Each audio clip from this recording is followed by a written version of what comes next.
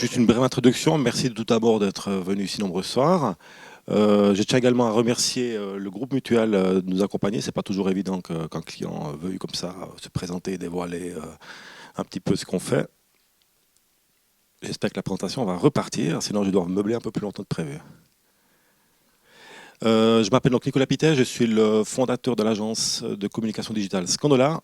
On s'occupe de tous les métiers digitaux qui vont de l'acquisition à la fidélisation. Et bienvenue, bonjour. Donc je suis Novella Bellonia, responsable web et e-commerce du groupe Mutuel. J'ai accepté ce soir d'accompagner Nicolas dans cette conférence. Ça fait maintenant 5 ans qu'on travaille ensemble. Pour vous donner un peu le contexte, avant 2010, on avait un client mail, je pense comme beaucoup d'entre vous. Ce client mail avait des lenteurs, on mettait plusieurs jours pour envoyer des emails. Et en 5 ans, on a réussi à mettre en place tout un fonctionnement d'emailing qui nous permet d'envoyer des emails non seulement à nos leads, mais aussi à l'interne, à la vente, ainsi qu'à nos assurés, via notamment le club et l'information aux assurés. Ce soir, donc, c'est comment exploiter l'emailing pour fidéliser vos clients et augmenter vos ventes. Je te passe la parole. Merci. Tout d'abord, quelques chiffres sur l'emailing. Alors, malheureusement, pas des chiffres qui viennent de Suisse parce qu'on a assez peu de retours chez nous parce qu'on n'a pas vraiment d'organisme qui fédère toutes les agences et toutes les personnes qui font de l'emailing, ce qu'on appelle du routage, en fait, l'envoi d'email. Donc, je vous donne les chiffres de France de 2014. Pour vous donner un petit peu le portrait emailing, 130 milliards d'emails routés, donc 130 milliards d'emails envoyés sur la France.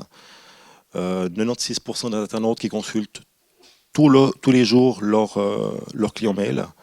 Je pense que c'est un chiffre très important pour les gens qui font du marketing. On estime à 90 millions d'euros de chiffre d'affaires l'apport de l'emailing en 2014. Et aussi un chiffre très important quand on fait de l'email marketing, c'est la pression commerciale, c'est de savoir que les gens, globalement, sur un mois, vont recevoir 250 emails commerciaux. Alors, l'emailing, c'est un outil idéal parce qu'on a tous un smartphone dans la poche habituellement. Ça nous accompagne depuis le réveil, effectivement sur mobile, au travail, souvent sur un ordinateur, un portable. La pause de midi ou la pause du soir sur mobile, et le soir mobile ou tablette. On tend à voir globalement un peu une baisse du phénomène de la tablette, que tout le monde a ressenti d'ailleurs. Et de plus en plus de gens maintenant utilisent le client mail le mobile pour relever leurs emails. Une grosse progression qu'on a enregistrée sur la majeure partie de nos clients d'ailleurs. Entre 2012 et 2015, sur tous les emails qu'on route, on a vu une augmentation de 50% d'ouverture avec des appareils mobiles, plus précisément avec l'iPhone, puisqu'en fait c'est le principal client mobile qui est utilisé en Suisse. Android reste à une très faible part de marché là-dessus. Alors c'est un outil idéal, l'emailing aussi pour les agences, mais et également pour les clients. Une étude qui a été effectuée en 2015, au premier trimestre 2015, qui montre, voilà, vous voyez les chiffres derrière moi, l'email marketing est un peu le chouchou des agences et des compagnies, respectivement un peu plus des agences que des compagnies, avec le SEO, donc le référencement naturel. Mais malgré tout, l'emailing a souvent un peu une connotation négative. On parle souvent de spam, on parle souvent d'emails falsifiés, etc. Et ce qu'on aimerait vous montrer ce soir, c'est en fait ce qu'il faudrait intégrer en 2015 si ce n'est pas encore fait, en tout cas prévoir de le faire rapidement pour 2016, puisqu'on est quasiment à la fin de l'année. On a découpé en fait en 6 stratégies un petit peu ce qu'on voulait vous présenter ce soir. La base pour faire de l'emailing, tout d'abord, c'est la donnée en fait, donc les bases de qualité. Donc, ce qu'il faut savoir, c'est que dans notre cas, on était parti on a recommencé notre base il y a 5 ans. Les différents éléments qu'on a mis en place pour ce faire, ces différentes campagnes, on a utilisé toutes sortes de mécanismes que vous connaissez. Donc, Je vais pas m'attarder sur cette partie-là. Par contre, au niveau de la récolte, ce dont on a pu se rendre compte, c'est que typiquement, oui, il y a l'opt-in, le double opt-in. Je vous donne peut-être en 2 mots, qu'est-ce que c'est l'opt-in, le double opt-in? Opt-in, c'est simplement le fait que vous deviez cocher une case en disant que vous acceptez, bien sûr, les conditions de participation. Et il y a le double opt-in. Nous, on l'utilise extrêmement peu. On n'en a pas un besoin important, notamment parce que ça empêche, en fait, si vous voulez, les gens d'accéder assez rapidement à la campagne. Donc, typiquement, ces double opt-in, on va les utiliser pour certains types d'adresses email qui nous paraissent, a priori, être un peu spammeuses. Donc, en 2 mots, le double opt-in, pour ceux qui ne connaissent pas, c'est que je vais m'inscrire à un programme d'emailing. Alors, ça peut être de la récolte de leads qui peut souvent se faire sous forme de jeu concours quand on vise des grands volumes, mais également un simple formulaire d'inscription sur le site, ou tous les autres mécanismes qu'on pourrait avoir. En opt-in simple, je vais être inscrit directement dans la base emailing. En double opt-in, je vais d'abord recevoir un email qui va me demander de confirmer, ces fameux liens de confirmation, que mon adresse est correcte, qu'elle est juste. Et en cliquant sur ce lien, à ce moment-là, je serai inscrit. Donc c'est vrai qu'on l'utilise assez peu encore chez nous. Et on voit que c'est un vrai frein en fait, à la progression d'une base si on vise du volume, mais ça peut se justifier effectivement dans le cadre de sources qui nous paraissent peut-être pas trop fiables, ou en tout cas qu'on aimerait vérifier. Récolte adaptée, c'est la première des choses évidemment. Ensuite, c'est gérer ce qu'on appelle les bounces. Les bounces, c'est en fait les emails que vous allez envoyer et qui vont vous revenir en retour. Alors on distingue en gros deux sortes de bounces. Les soft bounces, c'est-à-dire c'est des messages avec une erreur qui est provisoire. Par exemple, le message classique, c'est la boîte aux lettres est pleine. Voilà, ou je suis en vacances, etc. Donc il y a un email de retour, pas trop grave, disons, par rapport à un hard bounce qui va vous dire l'adresse, par exemple, n'est plus valable. Voilà. Évidemment que si vous avez des adresses qui sont plus valables dans vos bases, il faut les purger, les nettoyer pour éviter d'envoyer chaque fois des emails à ces adresses. Parce que tout simplement vos taux d'ouverture vont baisser mécaniquement puisque des gens ne reçoivent pas vos emails, donc ils ne peuvent pas les ouvrir. Mais également parce que tout est à faire dans le routage, dans tout ce qu'on va faire pour délivrer les emails, tout est à faire de réputation et de score. C'est-à-dire que si j'envoie beaucoup d'emails qui arrivent sur des boîtes qui ne sont pas valables, ça va baisser ma réputation et potentiellement je risque d'arriver dans des boîtes de spam par exemple. Les soft bounce, on peut les traiter différemment, mais évidemment, si vous avez des messages perpétuels d'une personne parce qu'elle a pris 12 mois de vacances de congé sabbatique ou parce que sa boîte aux lettres est toujours pleine, parce que sa boîte aux lettres n'est plus utilisée, il faut évidemment aussi les nettoyer à terme. On ne peut pas continuer à envoyer des emails comme ça. Les inactifs, c'est ces personnes dormantes en fait. Ces gens qui sont sur votre liste mais qui ne vont jamais réagir, qui ne vont jamais ouvrir, jamais cliquer. C'est pas utile de les garder dans la base à terme si les gens ne sont pas intéressés par vos messages. Donc à un moment donné, il faut les nettoyer, les purger. Il y a plein d'outils pratiques qui permettent de faire ça, notamment en fait, ce qu'on appelle la gestion de ces inactifs pour essayer de les réactiver et sinon de les désinscrire. Le second élément, c'est la segmentation. Bon voilà, j'ai une base très propre, c'est super. Maintenant, l'objectif, c'est pas d'envoyer 100 emails identiques à 100 000 personnes. Donc on va essayer de segmenter pour avoir des emails plus ciblés, plus précis. Et on peut segmenter sur plusieurs éléments. Donc on commence par les données déclaratives, c'est les données assez simples. Donc ce sera par exemple masculin, féminin. Ce sera votre nom, votre prénom. Typiquement, c'est les emails que vous allez recevoir. Cher Monsieur Mouster, nous vous présentons notre produit. Donc données déclaratives, c'est tout ce que la personne a décidé de donner comme information lorsqu'elle s'est inscrite au programme d'emailing, ou ultérieurement d'ailleurs. Il faut faire attention, si on veut là aussi récolter du volume, c'est des fois un peu compliqué parce qu'on aimerait avoir beaucoup de données, et en même temps on aimerait récolter beaucoup d'adresses email. On est plutôt pour privilégier une récolte d'informations assez simple au début, le minimum pour pouvoir ensuite personnaliser, on va voir ça tout à l'heure. Et puis ensuite enrichir la base avec peut-être des questions complémentaires qui viennent après coup. Il faut essayer d'éviter d'avoir un seul process où on demande tout qui soit une barrière trop élevée à l'inscription. Les données transactionnelles, c'est dans le cadre d'un e-commerce. Évidemment, l'idéal, c'est de pouvoir connecter votre e-commerce avec votre base email pour remonter le chiffre d'affaires moyen, le panier moyen, la date de dernière transaction, etc. Voir les catégories de produits qui sont achetés par vos clients pour pouvoir ensuite avoir des segments différents par type de produit. C'est très important, notamment dans des métiers comme le groupe mutuel qui sont très très larges, où on va toucher aussi bien l'assurance entreprise, que les assurances, la MAL, l'assurance obligatoire, les complémentaires, avec beaucoup de produits assez spécifiques. Les données comportementales, c'est tout ce que vous ne me dites pas en fait, mais c'est votre comportement qui va me donner les informations. Les données comportementales simples, c'est votre comportement par rapport à l'email, par exemple. Est-ce que vous l'avez ouvert? Est-ce que vous avez cliqué? C'est déjà des données comportementales. En fait, vous ne m'avez pas dit que vous étiez intéressé par tel sujet, mais je vois que vous avez ouvert l'email et cliqué sur tel sujet. Et si on arrive à reproduire ça dans le temps, on peut commencer à faire l'élément suivant qui est du scoring par appétence et par activité. C'est-à-dire que je peux définir quels sont vos centres d'intérêt et je suis en mesure en plus de définir votre activité par rapport à mes messages. Est-ce que vous ouvrez un email sur 3 ou 5 emails sur 10 par exemple? Voilà. Les données comportementales, évidemment, elles ne sont pas limitées à l'emailing, elles peuvent être après reproduites sur le mécanisme qui est derrière. Un email n'est qu'une incitation généralement à aller plus loin, c'est pas comme une communication print où on va tout mettre le message sur le flyer par exemple, mais c'est vraiment une incitation à aller plus loin et ensuite quand la personne va arriver sur le site internet, évidemment je peux aussi suivre, la traquer, donc la tracer, suivre les pages où elle va, le temps qu'elle passe sur le site, enfin tous les métriques classiques qu'on aura en analytics.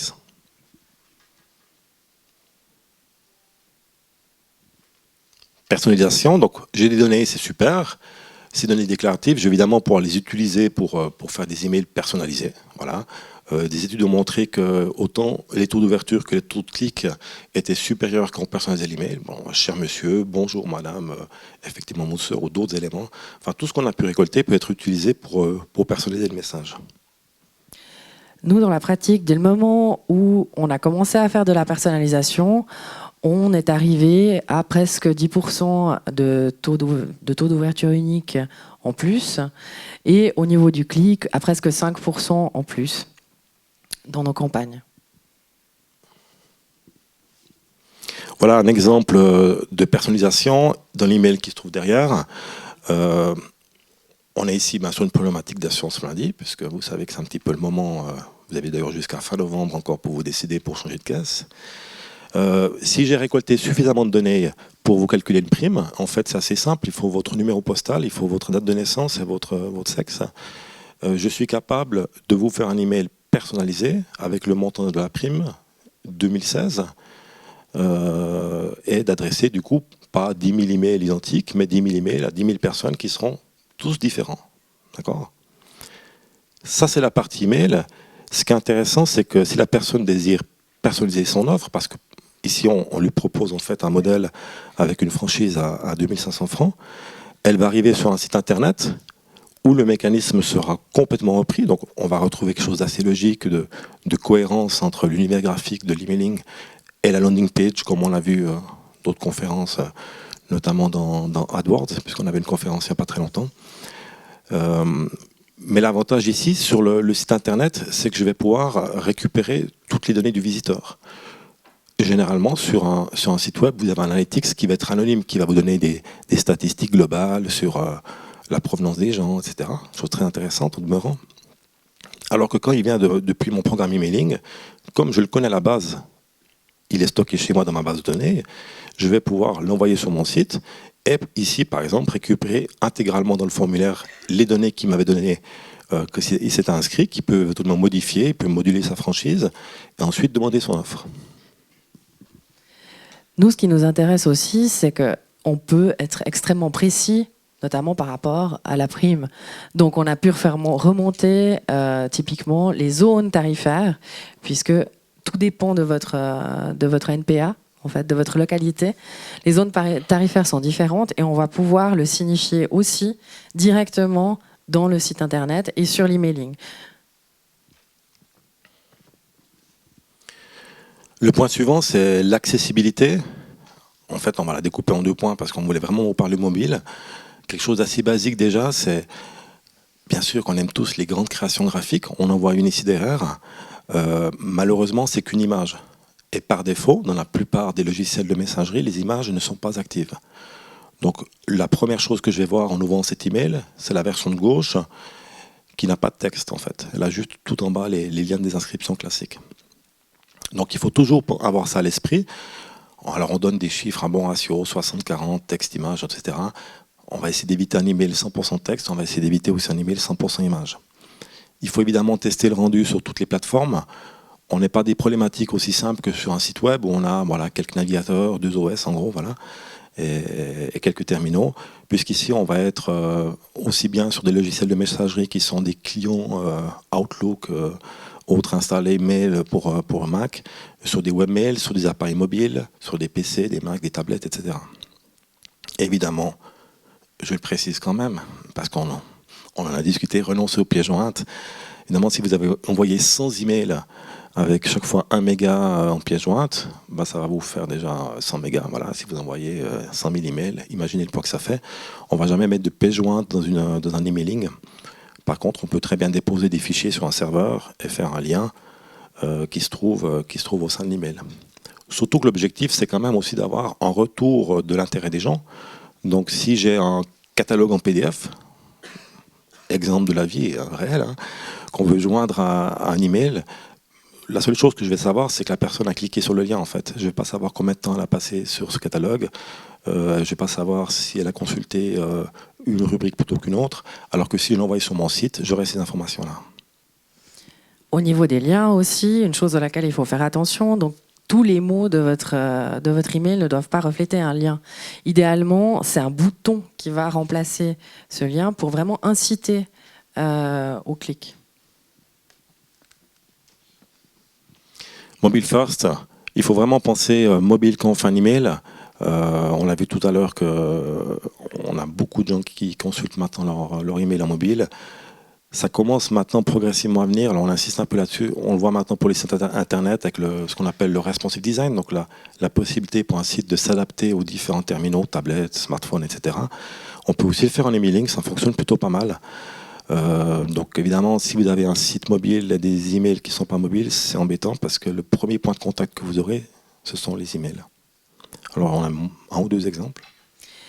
Donc typiquement dans notre pratique, on avait commencé avec le responsive design sur des campagnes. Maintenant, on l'a adapté entièrement au niveau aussi de l'emailing interne.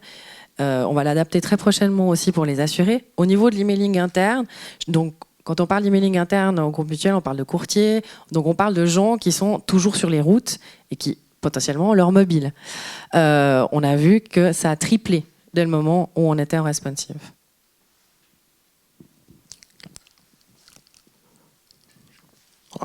Je suis désolé, je sais que c'est un sponsor, je vais encore en reparler un peu aujourd'hui.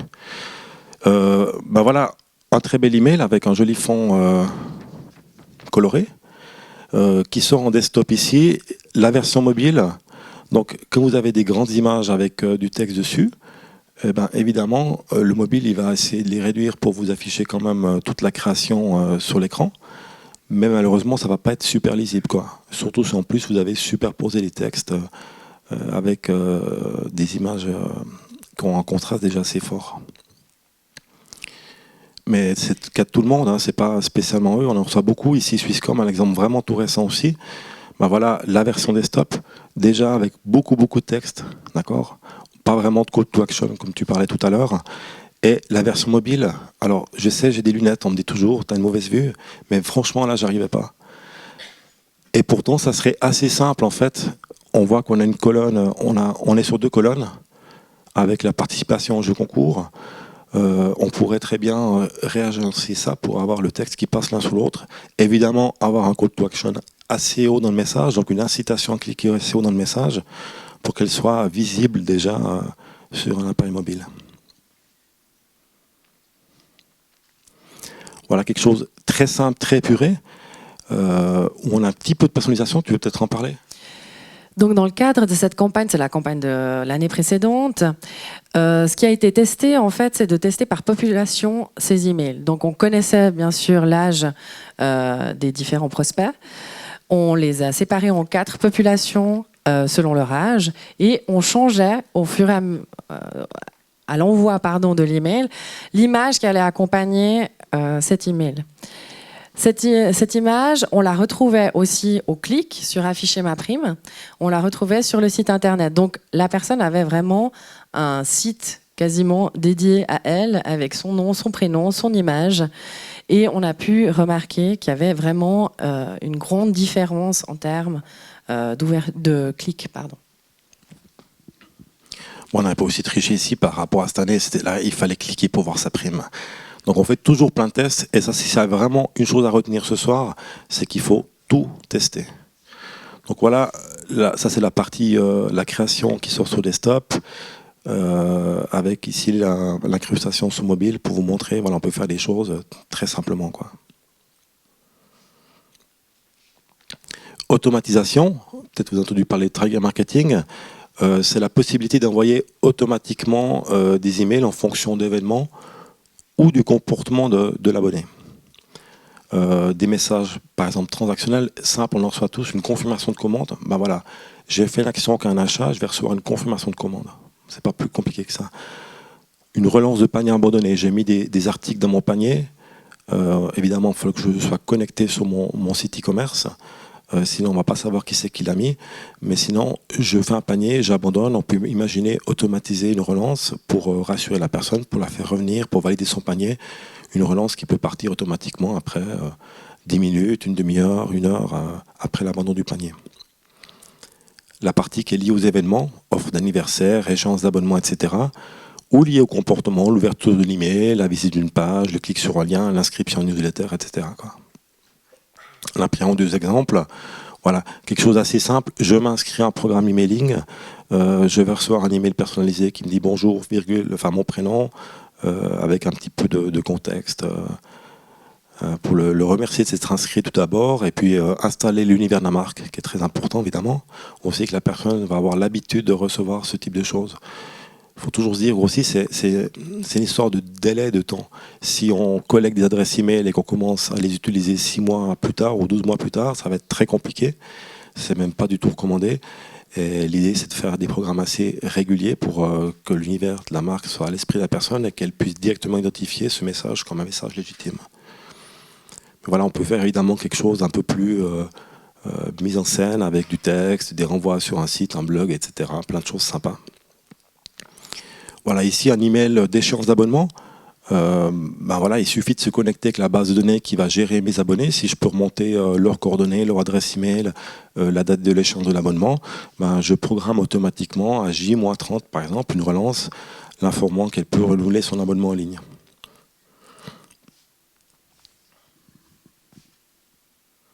Les KPIs, voilà, parce qu'on nous a dit qu'il fallait vous donner des vrais outils concrets, c'était super important. Les métriques, évidemment, c'est super important. Alors, on ne va pas se cacher la face, parce que nous, on travaille vraiment dans le marketing et la performance. Le métrique final, ça va être le ROI, c'est-à-dire qu'est-ce que ça m'a coûté la base et combien ça a généré de chiffre d'affaires à la fin. Mais il y a quand même des métriques pure emailing qui sont super intéressants. On voulait vous en présenter 4 ce soir. En fait, 2 métriques plutôt assez négatifs par rapport à la perception qu'ont les gens de votre emailing, et 2 positifs, pour finir sur une bonne note. Le premier, c'est le taux de désabonnement. Facile à comprendre, en fait, c'est le nombre de personnes qui vont se désabonner par rapport au nombre d'emails reçus. Un des éléments qui est intéressant par rapport au taux de désabonnement et qui est souvent négligé, c'est qu'il va vous permettre aussi de vérifier vos sources. Typiquement, sur certains emails, on a eu des taux de désabonnement assez élevés. En allant rechercher qui s'était désabonné, on a pu éliminer des sources de prospects qui arrivaient sur nos campagnes. Ce qui vous permet de garder une base propre, mais surtout d'avoir des prospects qui vont être intéressés par votre produit et qui ne sont pas seulement là pour faire un concours ou pour s'amuser. Voilà. C'est juste, nous on fait beaucoup d'opérations d'acquisition de leads et c'est un très bon indicateur si on a un taux de désabonnement élevé dans les mois qui suivent la collecte du lead. On peut effectivement se poser la question sur la pertinence de cette collecte. En fait, ce taux, donc, ça va représenter la fidélité. Chaque fois, on essaie de vous donner quelques conseils pour essayer d'améliorer ce taux. Donc, moduler la fréquence et les types d'abonnements. c'est peut-être parce que vous avez trop de pression marketing. Donc là, il faut essayer de tester. Moduler la fréquence, c'est peut-être envoyer un peu moins souvent. Les types d'abonnements, c'est proposer aux personnes de s'abonner, si vous faites un emailing quotidien, à un digest hebdomadaire, par exemple. Adapter le contenu de vos campagnes en fonction du profil et de son intérêt. Donc on repart ici évidemment dans le ciblage. Plus je serai pertinent, qui est vraiment l'objectif ultime, plus mon taux de désabonnement sera bas et plus l'ouverture et les clics seront élevés. Et vérifier les sources, comme Novella vient de le dire. Et les sources, peut-être encore en parler un petit peu sur la protection des données aussi. Un des éléments aussi auxquels il faut être attentif au niveau des sources, c'est que vous devez pouvoir traquer de A jusqu'à Z où votre prospect est arrivé en contact avec votre entreprise. Et aujourd'hui, légalement, on remarque que les gens sont sensibilisés à ça et on reçoit de plus en plus de demandes de suppression, de modification et vraiment de savoir de A jusqu'à Z où sont passées ces données dans une entreprise. Donc, ayez vraiment toutes ces données à portée de main au cas où il y a des demandes qui se font. Donc conservez vos sources d'acquisition pour des raisons légales, mais également pour des raisons marketing, pour vérifier de la qualité de vos canaux d'acquisition. On n'en a pas parlé parce qu'on n'avait pas trop le temps, donc on a fait assez peu de slides, mais évidemment, sur chaque email que vous envoyez, mettez un lien de désabonnement dessus, que la personne puisse se désabonner simplement. Et quand je dis simplement, c'est elle clique et elle est désabonnée. Pas qu'elle doive confirmer avec un CAPTCHA ou se reconnecter à son compte pour se désabonner, parce qu'à tous les coups, elle va oublier. Et en fait, on est quand même dans un processus où si la personne n'arrive pas à se désabonner, ça prend un peu trop de temps, elle va simplement cliquer sur « ceci est un spam » en fait. Et c'est là qu'on va voir un taux de plainte qui va augmenter.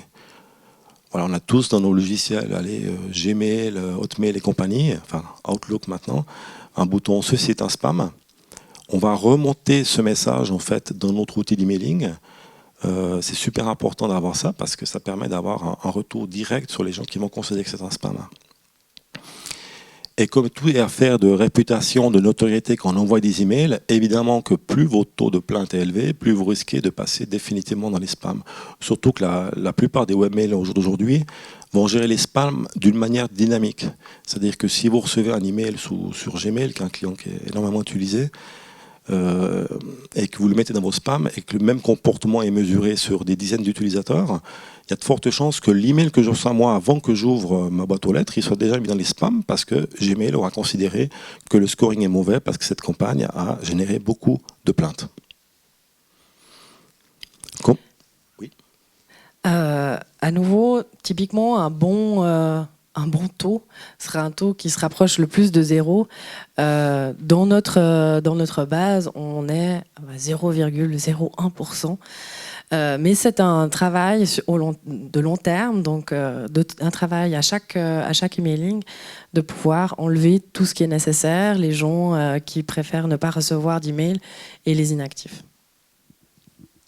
Donc comment diminuer ce taux de plainte? C'est adopter une méthode de collecte saine et transparente. Alors on nous pose souvent la question, est-ce qu'on peut acheter des adresses email? Non, en fait on ne peut pas les acheter puisque les personnes doivent pouvoir déclarer son assentiment à être abonné. Le seul cas qui pourrait s'apparenter à l'achat, c'est ce qu'on appelle la co-registration. C'est-à-dire qu'une personne va s'inscrire sur un site et ce site va proposer à la personne de automatiquement être abonné à des offres partenaires. Alors il y a deux cas où les offres des partenaires sont clairement citées. Ça peut encore passer parce que vous allez peut-être vous dire que la personne était au courant qu'elle allait être dans votre base email. Il y a d'autres cas où c'est les offres des partenaires au sens large, sans citation de ces partenaires. Et ces bases, généralement, sont revendues en grand nombre. Et objectivement, franchement, ça ne vaut pas la peine. Enfin, on a tous testé, ça ne marche pas. C'est vraiment pas de la bonne qualité. L'autre élément, c'est d'actualiser régulièrement sa base de contact. Tout d'abord, la travailler régulièrement, bien évidemment. Puisqu'on a aussi souvent le cas de personnes qui viennent en disant voilà, j'ai une base email qui a 2 ans, enfin voilà, je collecte des emails sur mon site depuis 5 ans avec mon e-commerce, je n'ai jamais rien fait, qu'est-ce que je préfère? Vous imaginez bien qu'une personne qui a fait une transaction il y a 5 ans sur un e-commerce et qui reçoit un email 5 ans plus tard, il y a de fortes chances qu'elle clique au mieux sur se désinscrire, au pire sur c'est un spam. Voilà. Donc désinscription, c'est déjà, on est souvent déjà très triste parce qu'on a perdu une personne dans notre base. quand on a un spam report, une plainte comme ça, là on est obligé d'allumer les bougies. Et évidemment, simplifier la description. La désinscription, le dernier élément, comme on en a parlé tout à l'heure, il faut que ça soit simple et facile pour l'utilisateur. Passons plutôt aux choses plus réjouissantes, les taux d'ouverture, taux de clic qu'on va voir tout à l'heure, taux d'ouverture. Voilà, c'est un rapport entre le nombre d'emails qui ont été ouverts et le nombre d'emails qui sont arrivés à destination. On marque toujours arrive à destination. Pourquoi? Parce que évidemment qu'on va enlever du total de la campagne. Allez, j'ai 10 000 adresses et j'ai 300 adresses qui vont bouncer, donc qui n'étaient pas valables. Donc on va se baser sur 9 700 pour avoir des taux cohérents. On dit que c'est un indicateur imparfait, tout simplement parce qu'il fonctionne avec un petit pixel tracking qui est inséré dans l'emailing. Et ce pixel ne va s'activer que si vous activez les images. Donc on est en dessous en taux d'ouverture de la réalité, puisque des gens peuvent lire votre email sans activer les images. Mais par contre, il permet de comparer la performance des campagnes au fil du temps.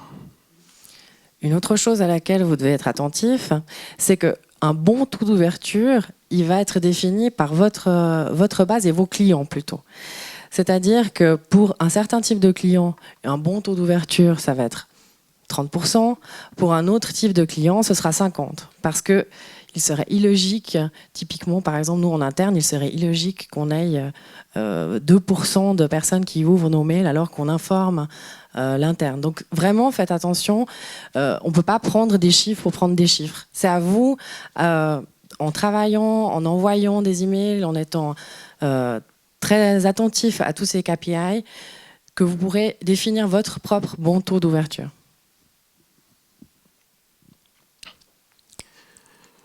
Bon, chez nous, même globalement, voilà, on va comme donner des chiffres parce que je sais que sinon on va se faire taper dessus. Voilà. Une campagne qui va avoir plus de 30% de taux d'ouverture, on va dire que voilà, on est un peu dans la norme. Si on arrive effectivement à plus de 45%, ça commence à être des bonnes campagnes. Mais c'est vrai qu'on a des clients qui ont des campagnes qui ouvrent à plus de 60%, quoi. Donc ça va vraiment dépendre en fait du type de message et du type de destinataire et du ciblage qu'on a fait. Évidemment qu'on aura sur une base client un meilleur taux d'ouverture que sur une base de prospect. Nous, on remarque aussi qu'effectivement, l'objet de l'email, qui est la première chose que vous allez lire quand vous découvrez un email, va influencer cette ouverture. On fait justement, dans ce cadre-là, différents tests pour voir qu'est-ce qui va engendrer le plus d'ouverture avant, par exemple, de shooter toute une base. Voilà, parce qu'en fait, les éléments qui vont déclencher l'ouverture de l'email, c'est le nom de l'expéditeur, en fait. Ça va m'enseigner est-ce que je le connais, est-ce que je ne le connais pas. Et là, il suffit de faire un supprimer et c'est terminé. Le sujet de l'email, comme tu l'as précisé, partiellement également ce qu'on appelle le pre-header. On l'a vu tout à l'heure sur les newsletters, le texte qu'on va mettre tout en haut de la newsletter. Donc évitez de mettre cliquez ici pour afficher cet email si vous ne voyez pas les images par exemple, mais vous pouvez mettre un texte complémentaire au sujet et ce texte on le voit sur les principaux logiciels de messagerie, on parlait de Gmail mais c'est le cas aussi sur Outlook, c'est le cas sur Mail, sur Mac, va déjà afficher les premiers mots de l'emailing. Et là on peut faire beaucoup de A/B tests et en fait il faut vraiment tout tester. On peut personnaliser aussi les sujets de l'email puisque j'ai des données, je peux écrire Nicolas, profitez encore 3 jours pour cette offre, par exemple. Enfin voilà, tout ce type d'éléments, quoi. Un dernier élément aussi, c'est ne pas hésiter à relancer. Parce que pour une raison X, votre prospect, il n'avait pas eu le temps de le lire, il en reçoit, comme on l'a dit au tout début de cette conférence, énormément. Et on s'aperçoit qu'en relançant une fois, 2 fois, effectivement, vous allez avoir peut-être un risque de désinscription, mais en fait, le produit du taux d'ouverture va augmenter. Ça reste très rentable, voilà. Et donc il faut renouveler les emails, quitte à renouveler les accroches aussi sur la relance en fait. Et après jouer sur les grands classiques du marketing, les verbes d'action, l'urgence, etc. Dernier élément, c'est donc segmenter la base et déterminer le moment le plus propice pour l'envoi. Il n'y a pas de moment idéal, il faut vraiment le faire en test. Et c'est aussi pour ça qu'on fait des relances, pour essayer de les séquencer dans le temps, pour voir si les gens sont plus réceptifs le jeudi matin à 7h que le samedi soir à 19h. Et enfin, le dernier métrique, c'est le taux de clic. Alors en fait, on a mis dedans ce qu'on appelle le CTA, le taux de clic. Donc simple à comprendre, c'est des gens qui ont cliqué au moins sur un lien. alors que le taux de réactivité, le deuxième indicateur, c'est le ratio en fait entre les gens qui ont ouvert l'email et les gens qui ont cliqué. Alors, les deux sont intéressants. En fait, le taux de clic, ça va être global sur une campagne, mais évidemment que si le taux d'ouverture est très faible, à taux de clic constant, vous imaginez bien que le taux d'activité sera différent, quoi. C'est pour ça que le taux d'activité est intéressant, parce qu'il permet de mesurer la pertinence et l'intérêt pour votre message. On peut avoir des très très forts taux d'ouverture, on a fait beaucoup de tests sur des emails, et après avoir assez peu de taux de clic, parce que la promesse qu'on a essayé d'intégrer dans le sujet de l'email n'a pas été retrouvée par l'internaute dans le contenu du message. Voilà. Et d'ailleurs, sur l'expéditeur, on peut faire plein de tests, y compris essayer de personnaliser pour avoir un rapport un peu différent entre avoir un homme et une femme qui vous écrit, par exemple. Suivant le public cible, ça peut être des choses qui sont assez intéressantes, qui permettent d'avoir des grosses différences. Enfin, nous, on avait, sur des campagnes, mesuré, ordre d'idée, de 25 à 30% d'ouverture en plus en A/B test. Hein. Tout à fait. Ouais.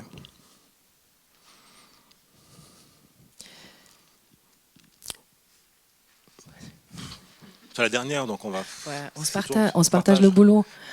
Ouais. Donc, je te laisse commencer. Merci. Toujours segmenter la base pour mieux cibler le message, puisqu'effectivement, on aura l'ouverture et le clic derrière qui va suivre.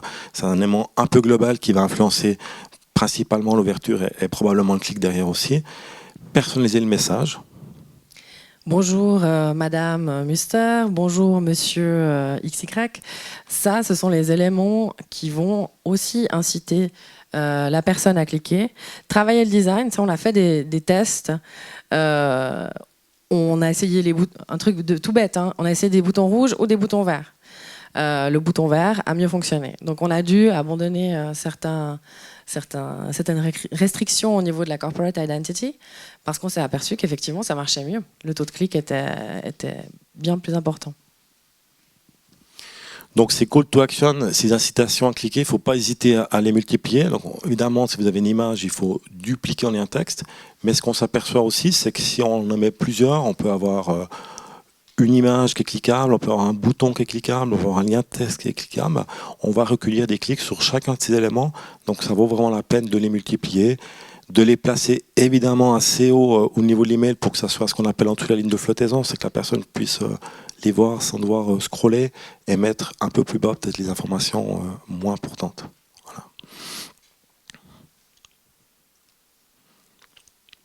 Voilà, on arrive au bout de la conférence.